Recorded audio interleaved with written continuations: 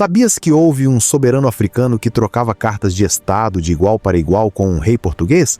Exatamente. Isso aconteceu no século XV, foi no Congo de Ntotila. Durante séculos ensinaram uma mentira útil, a de que a África era um vazio histórico até a chegada dos europeus. Enquanto a Europa ainda se debatia em guerras internas e instabilidade política, o Reino do Congo já funcionava como um estado soberano com cidades, províncias e administração centralizada. O Congo não foi descoberto. Não é possível descobrir um estado que já existia. O Congo decidiu negociar. A escrita não foi imposta, foi adotada estrategicamente como instrumento de poder.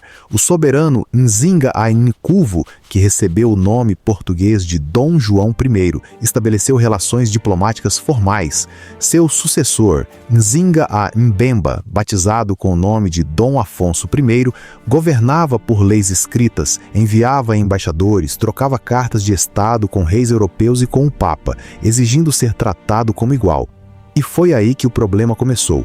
Quando o Congo denunciou sequestros, tráfico ilegal e a destruição do seu tecido social, a resposta europeia não foi diálogo, foi silêncio, foi desrespeito, foi apagamento. A diplomacia africana Congo passou a ser ignorada, a soberania africana negada e a história reescrita para justificar o abuso e a barbárie, não porque o Congo fosse incapaz, mas porque reconhecer sua civilização tornava a exploração moralmente indefensável. Os africanos não eram figurantes da história global, eram protagonistas, eram estadistas, eram soberanos. Negar isso hoje não é ignorância, é uma escolha.